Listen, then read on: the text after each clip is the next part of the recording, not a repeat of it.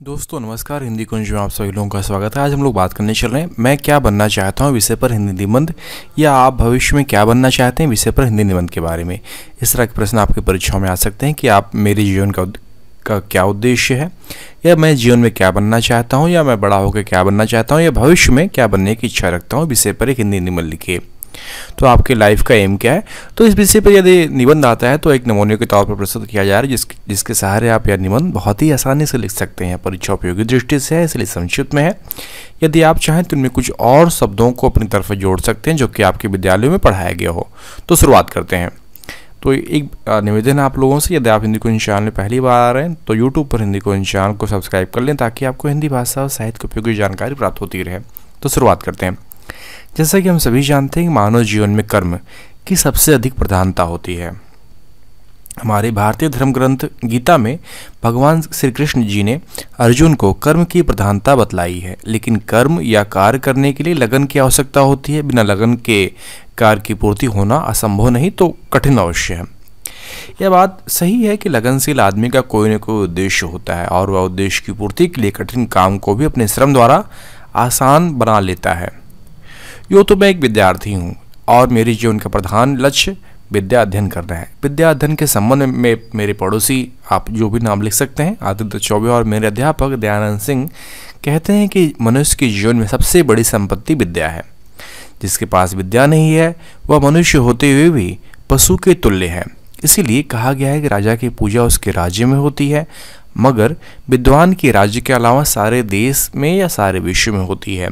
इतना ही नहीं, दुनिया की तमाम वस्तुओं में विद्या ही एक ऐसी वस्तु है जो खर्च करने पर घटने के बजाय बढ़ती जाती है। अतः मेरी इच्छा है कि मैं विद्याधन के द्वारा कवि बनूं।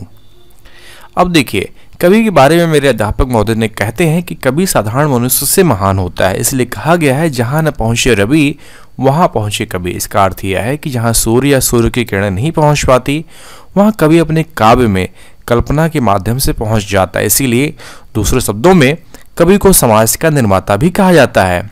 कवि समाज का सजग प्रहरी है। वह समाज की अच्छाइयों बुराइयों को अपने काव्य के द्वारा दर्पण की तरह हमारे सामने रखता है। पाठक उस दर्पण के सामने जाता है और उसमें अपना या समाज की छाया देखना चाहता है तो उसे साफ साफ दिखाई पड़ता है। किसी भी देश के नवनिर्माण में कवियों का हाथ होता है। बल्कि यह कहना चाहिए कि जिस काम को समाज के सैकड़ों नेता मिलकर नहीं पूरा कर पाते, उसको कवि अकेला ही बारीकी के साथ पूरा कर डालता है। इसका कारण यह है कि कवि जनसाधारण के बीच पलता है और उसका प्रभाव उसके हृदय पर पड़े बिना नहीं रह सकता। वह मनुष्य को विभिन्न परिस्थितियों को पार करते हुए अपने सामने देखता है और उसे जो अनुभूति मिलती है उसी को कविता में चित्रित करता है।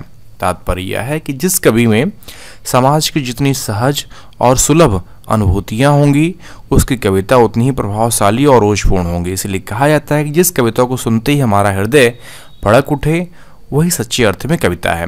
तो कवि का महत्व क्या है? तो हिंदी साहित्य के इतिहास से हमें बतलाता है कि कवि का मानव जीवन से कितना प्रत्यक्ष संपर्क रहता है। कवि ने अपनी कविता के द्वारा निराश व हतोत्साही जनता के हृदय में आशा का प्रदीप जलाकर नई उमंगें भर दी हैं। गोस्वामी तुलसीदास जी के राम और महात्मा सूरदास के कृष्ण ने निराशा में डूबी जनता को आशा का पथ दिखलाया था। चंद्रबरदाई और भूषण की कविता ने कायरों के हृदय में वीरता का भाव भरा था। यही कारण है कि ऐसे कवि की आज भी हम हृदय से आराधना करते हैं। दूसरी ओर जिन कवियों ने केवल श्रृंगार रस की रचनाएं की, उनको हम अधिक उत्साह से नहीं पढ़ पाते। कारण यह है कि उनकी कविता मनोरंजन का साधन भले ही बन पाई हो, उससे जनता का कल्याण नहीं हुआ है। हाँ, आधुनिक युग के राष्ट्रीय आंदोलन में नवयुवकों के हृदय में वीरता और उत्साह भरने का जो काम अपनी प्रसिद्ध पुस्तक भारत भारती द्वारा स्वर्गीय मैथिली शरण गुप्त जी ने किया, वह किसी से छुपा नहीं है। इस प्रकार किसी भी युग के इतिहास पर अगर नजर दौड़ाई जाए तो उसे यही पता चलता है कि कवि की प्रेरणा सदैव नवीन बनी रहती है और उसके द्वारा मनुष्य उन्नति के पथ पर अग्रसर होता रहता है। तो इस प्रकार हम देखते हैं कि कवि का मानव जीवन के साथ गहरा संपर्क है। इस बात का कोई भी अस्वीकार नहीं कर सकता। कवि हमें अपनी कविता के द्वारा अलौकिक आनंद प्राप्त कराने के साथ साथ सत्यम शिवम सुंदरम की ओर भी मोड़ता है और प्रवृत्ति को अच्छाई की ओर खींच के ले जाता है।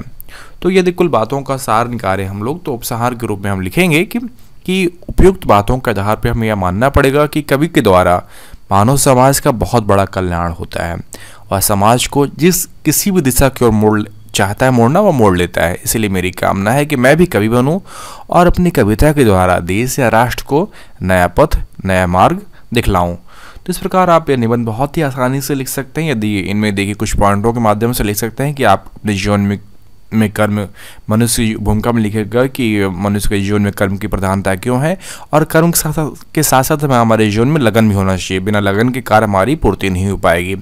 और मेरे जीवन का उद्देश्य कवि बनना है और मेरे अध्यापक मेरे इस काम में प्रेरणा मुझे देते हैं और मेरी कल्पना का कवि किस प्रकार है और हम कवि बनकर अपने देश की, अपने राष्ट्र की सेवा किस प्रकार कर पाएंगे।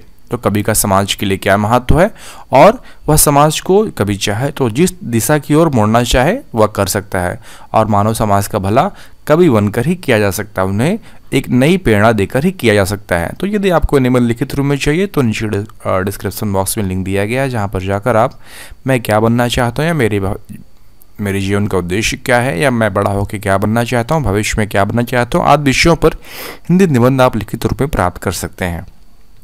यदि आपको अपने विषय अध्ययन संबंधित और अधिक नोट्स चाहिए तो आप hindicoin.com को विजिट करें, वहाँ पे आपके लिए उपयोगी अध्ययन सामग्री उपलब्ध कराई गई है। साथ ही साथ आपसे निवेदन है कि यदि आप हिंदी कोइन चैनल में पहली बार आ रहे हैं तो यूट्यूब पर हिंदी कोइन चैनल को सब्सक्राइब कर लें और नोटिफिकेशन आइकन पर बटन दबा दें ताकि आपको हिंदी भाषा और साहित्य की उपयोगी जानकारी हमेशा प्राप्त होती रहे। आप सभी का वीडियो देखने के लिए बहुत बहुत धन्यवाद।